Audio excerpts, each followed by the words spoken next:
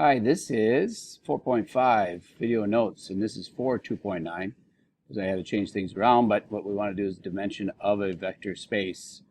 And so do the vectors 2, 1, 3 and 4, negative 1, 0 form a basis for R3? Now think about that for a minute. Pause if you have to. But then if not, then what do they form a basis for?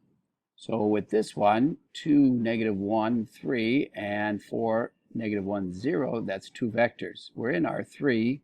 So is it going to complete the whole basis for R3? And the answer would be no. There's not enough vectors there. And so we do not have that situation for us. So they do not form a basis for R3 because there's only two vectors. And then what do they form a basis for? We're in R3 because we have three variables here for the vector. But then what we have is they'll form a plane in R3, which includes the 0 vector. In order for us to be a subspace, we have to include the 0 vector, plus both these vectors start at 0, 0, so that's where we're starting from, and so that plane would be included. Okay, now if we want to talk about the dimension, dimension is the number of basis vectors for a subspace. So what is the dimension formed by the vectors in number 1? So the vectors in that subspace would be 2. They are not multiples of each other, since there's only 2 of them. If they were multiples of each other, then that would just form a line going through 0, 0 as well, and then that would be a subspace for us. What's the dimension then of R3?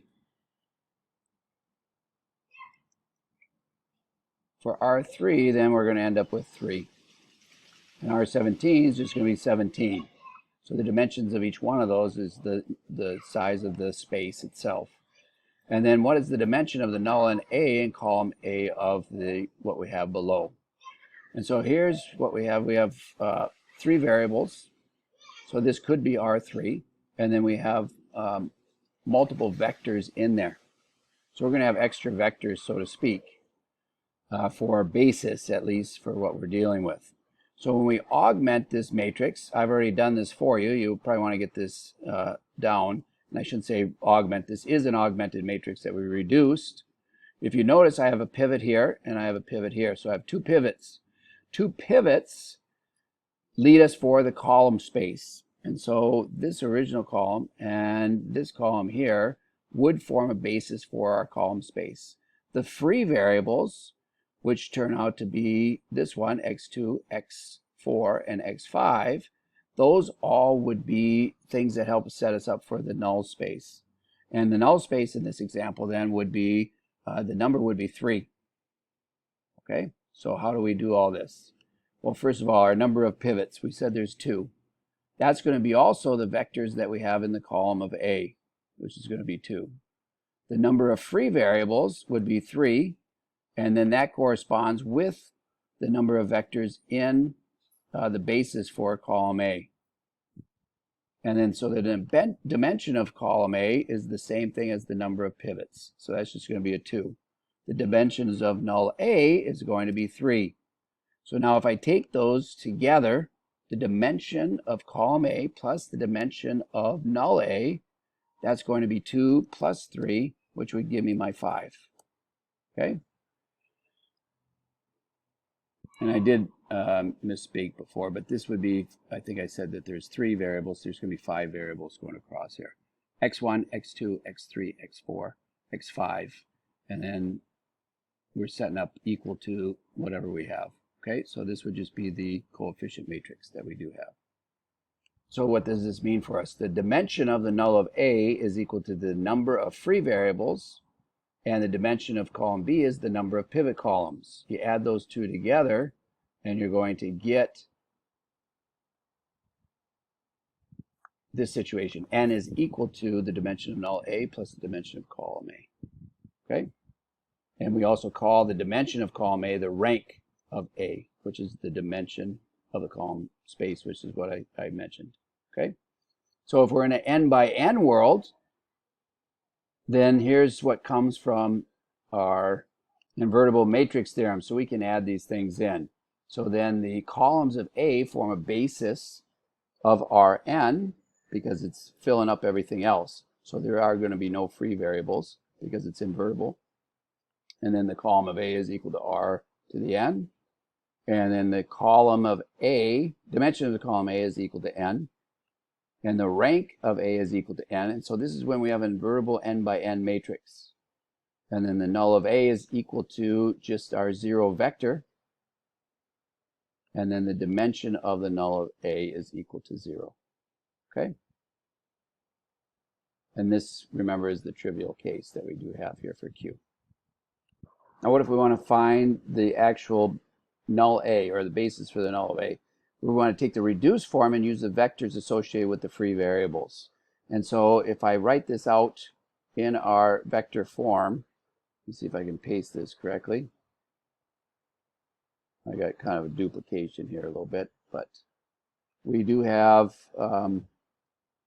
this vector right here, x1, x2, x3, x4, x5, and that's equated to our free variables, x2, x4, and x5 times each one of these respective variables. Those three vectors will form the basis for the null of A. So that's how we find that. Okay? And if we want to find the column of A, the column of A is going to be associated with each one of these pivots. Okay? So if I have a pivot here and I have a pivot here, I have to go back to the original matrix and use this vector and this vector, and both of those would form a basis for column of A, which is a subspace. And so what that makes sense for is that we know that we have two pivots, which means that that's the vectors in the column of A, or the basis for column of A, and then these two, namely, would form a basis for column A. Okay? I don't know if I'm exactly saying that right, but I think I got it okay. Okay. Moving on. Find the basis for the column space, row space, and the null space and the dimension of each one below. We're kind of skipping the row space, so we'll get rid of that. But what we want to do with this matrix then is we want to go ahead and reduce it. So we're going to go through all the steps. So if we do row reduction, so I'm going to take my original matrix, reduce it, and with this, I get this pivot column, and then this pivot column. So that means that my column space is going to be made up of three vectors, or basis is going to be three vectors. Okay? And which three vectors? Well, namely this one that we started off with here, and this one where we also have a pivot column, because this is column 1, this is column 2, column 1, column 2. Then I also have a pivot in column 4, so I'm going to use this vector as well. So those three vectors are going to be the basis for my column A. And with this reduction, what I see is that then my dimension of column A is going to be 3. My dimension of my null of A is going to be 2, because I'm going to end up with two free variables. In fact, if I write this, x1 is equal to negative x3 minus x5, and so on. For all three of those, I get these three equations. Once again, I can put that into vector form, pull out the x3 and the x5, and I'm going to get this full vector is equal to x3 times this vector and x5 times this vector. What do these two form? Well, they form the basis for us for the null of A. And I have that written here. So those two vectors form the basis for the null of A. I hope you can kind of crank this out and kind of work with this as well. Okay? So what we found out here, the number of pivots that we had was 3. So the vectors in the basis, and I should probably say that in there, vectors in the basis should be 3. The number of free variables is 2. The vectors in the basis of null of A is going to be 2. Dimensions of column A is going to be 3.